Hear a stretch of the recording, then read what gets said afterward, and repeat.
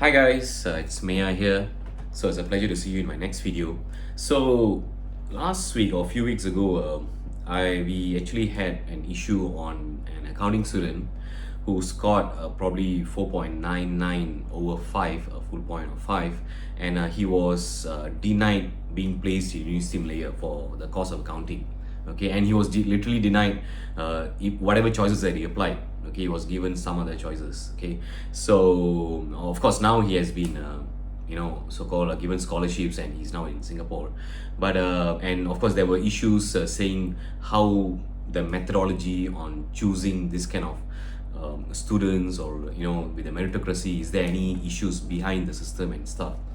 Okay, so I'm not going to debate on that boy or on the system, but let me just explain few backgrounds on this mechanism. Okay, because I'm from University Malaya. I did accounting, graduated in the year 2005, and apart from that, I've also been a tutor in University Malaya. I've also been a research assistant in University Malaya. All right, so that's what I thought. Okay, let me just do up this video. Okay, so that normal people or normal citizen can understand. Okay, the first thing is why University Malaya is popular for accounting courses, because University Malaya was one of the first so-called university in Malaysia, okay, being recognized under Malaysian Institute of Accountants. Okay, so if you're a chartered accountant in Malaysia, there's two paths. One path is where you do your professional examinations. Okay, so you like ACCA, CIMA, ICAW, CP Australia, and stuff. Okay, so there are at least 10 professional exams. Okay, I will put down the link on the types of or list of that examinations, professional examinations, which is recognized by MIA. Okay, and the next part is of course through the government universities. Those days it was government university. So the first university which was recognized was University Malaya.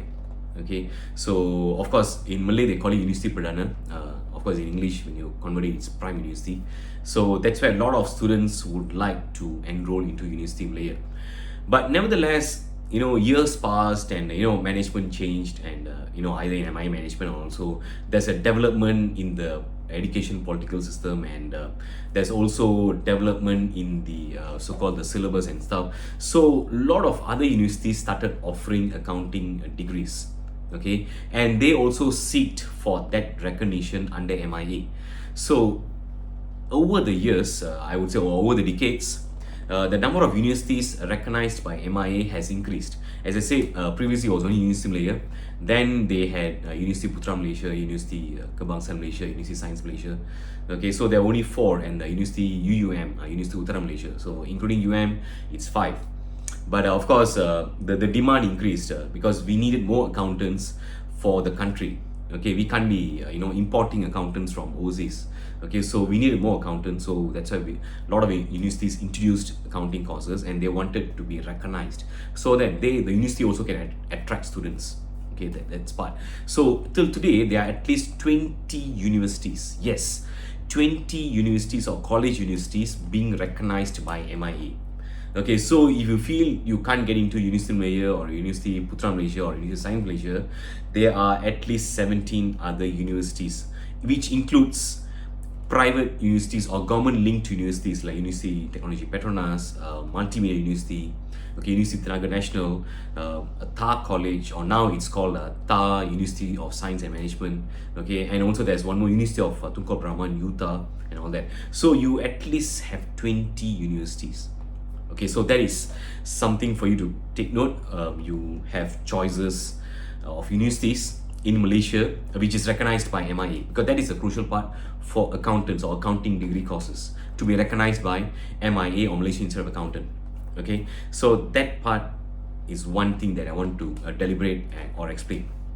The second point here is on the so-called the marking system, or the recognition of the marking system as part of the entry into the university for the degree courses.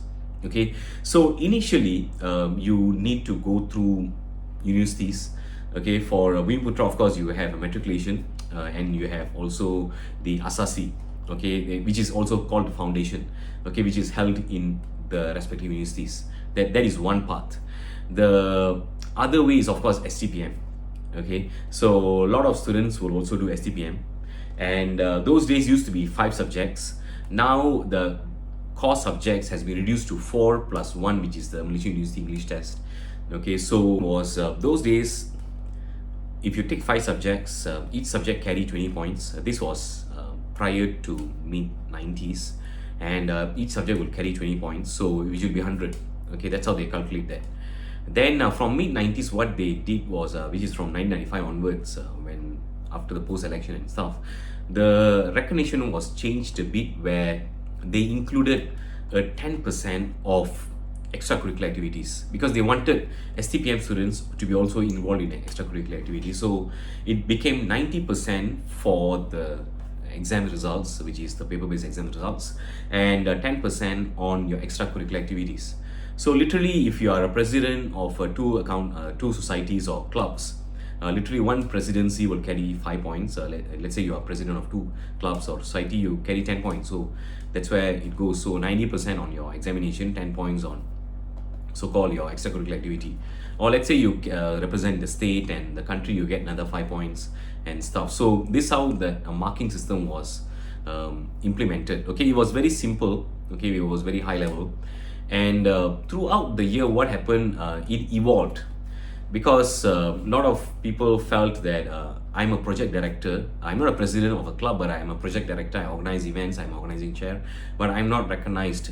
I was not given the points and stuff. So that's where the ministry actually tweaked the point system. They even went very detailed. Okay, that's why you have even decimal points, 0.1, 0.2 and all that. They have decimal points. And on the other side, what happened was, for the subjects, they also tweaked from just A's and just 4 subjects, and you study for 1.5 year. End of the 1.5 year, you do your examination. So the STPM structure changed, where it was broken into 3 semesters, and every semester you will have exams. So let's say if you couldn't do well, you will have a resit paper within few weeks from the examination or the results announcement, and you get to do the same paper and move on to the next semester. So of course, if you couldn't get through still with the second chance, you will still repeat the same paper or during the second semester, and most likely you will prolong your STPM. Okay, so from 3 semesters it become 4 semesters or 5 semesters, is up to your credibility or capability. All right, so that's how the STPM is working now. Okay, so it's still 90% on the examination and 10% on your extracurricular activity.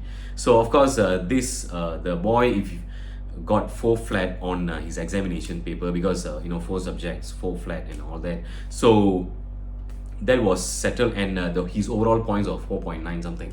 Okay, so his extracurricular activity was there, it was 0.9 something there. Okay, so that was a part. The thing here is, so you have to take note, the marking system or the scoring system has evolved throughout the year. So that's one part of it. Okay, so if you will do the STPM in future, or if your kids are doing it now, you have to take note, just exam results alone would not carry or would not support your entry to the university for the specific courses. Your extracurricular activity also should be strong. Okay, that's one part of it. Okay, especially when I say University in Malaya, one of the prime university and one of the first university to be recognized under MIA for the accounting courses. Okay, that's one. The next part is, during my time, or even my seniors, every entry for the semester, there would be at least, or every intake I would say, okay, there would be at least 220 to 240 students per intake. Okay, so this is how, because it was quota system, then it was changed to meritocracy and all that, but the intake was around 200 something. Okay, as I said, because the number of universities were lesser.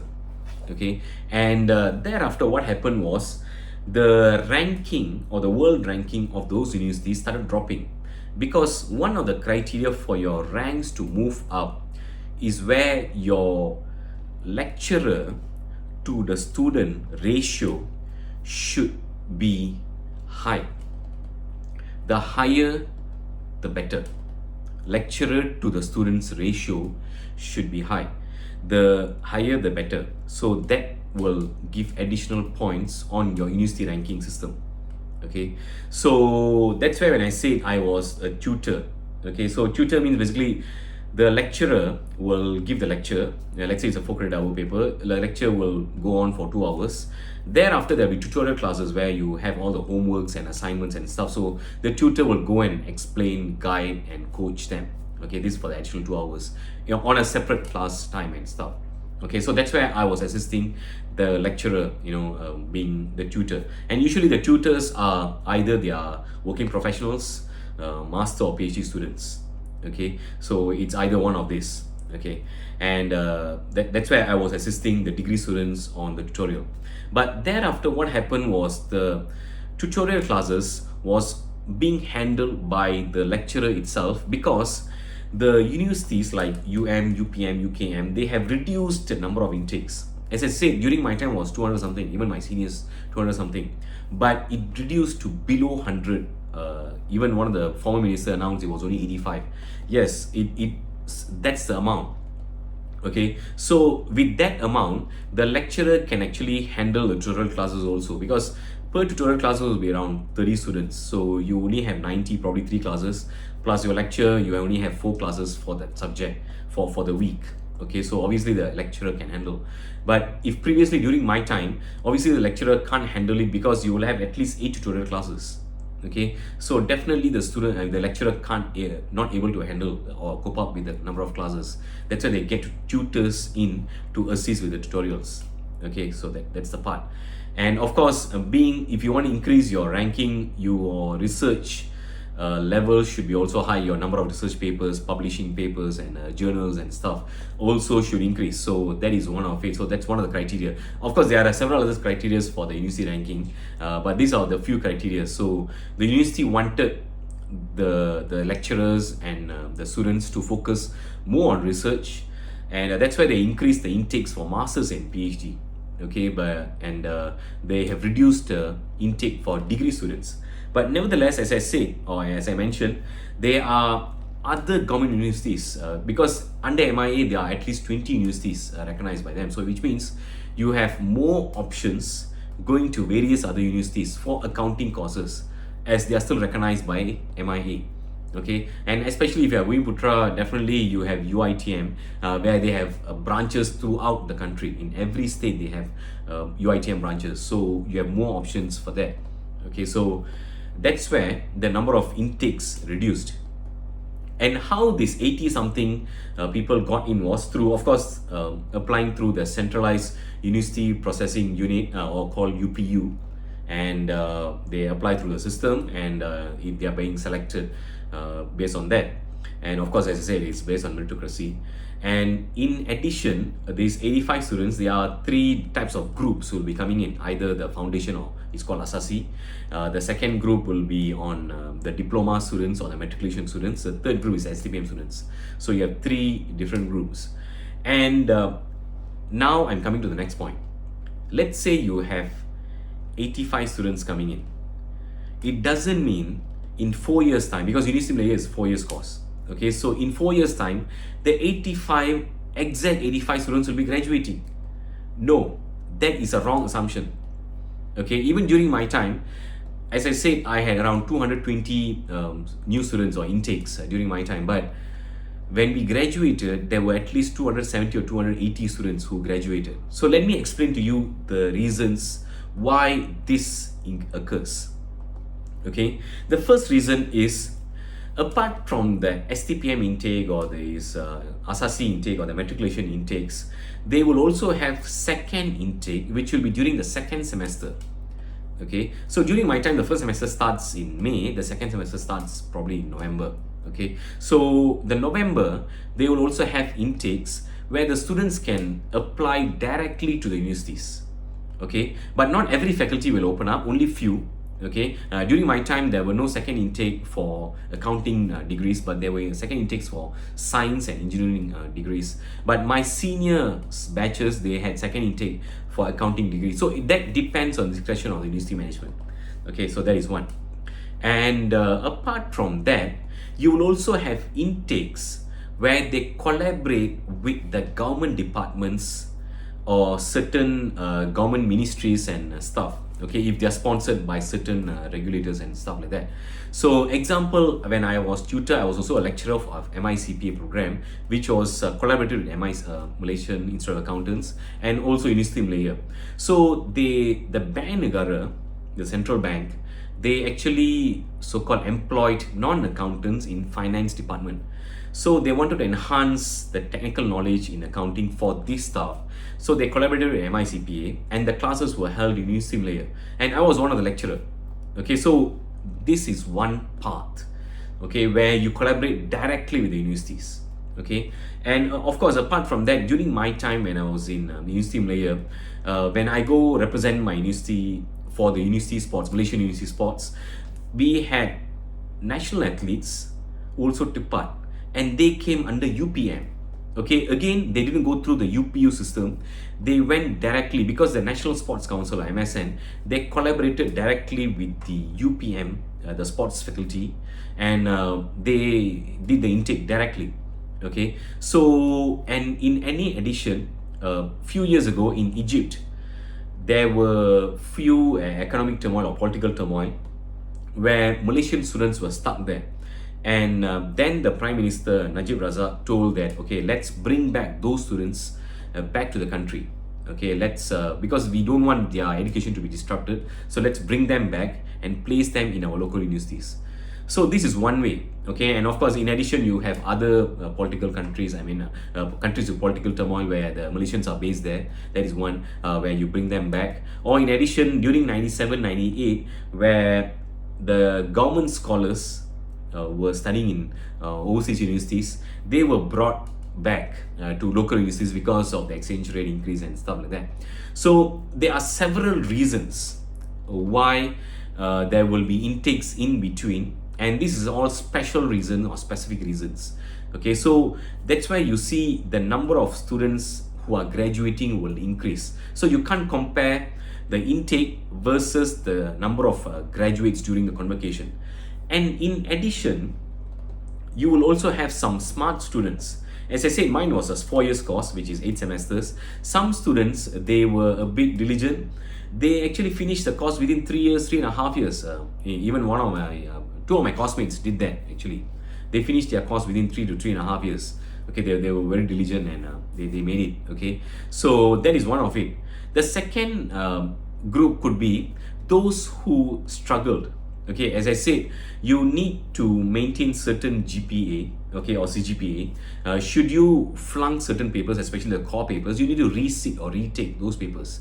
So that will actually prolong. And some papers you will have prerequisites. Should you couldn't clear the paper 1, you can't sit for the paper 2 in next semester or the subject 2 next semester because they are prerequisites. Okay, so when you couldn't clear the prerequisite paper, then you couldn't advance to the next level. So that will also prolong your degree, number of degree years, okay, or your education years.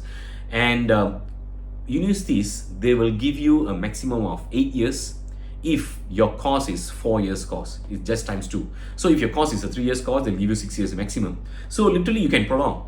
And some students, they will have financial difficulties. They would not be able to obtain loan or a grant or a scholarship and stuff. So they need to, not to say quit, but they take a sabbatical break. Okay, 1 or 2 semesters. They go out, they try to get fun, and they come back and continue their studies.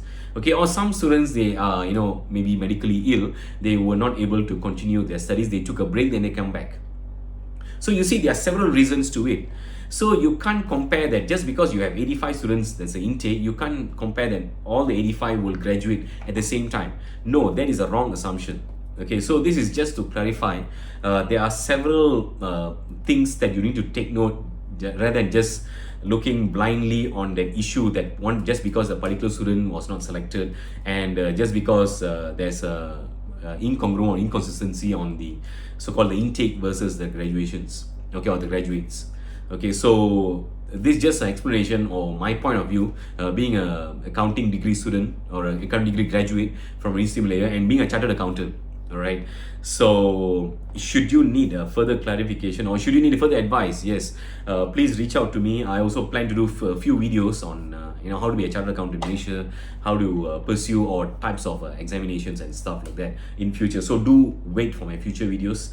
I will definitely help or try to guide all these budding accountants and stuff. So with that, take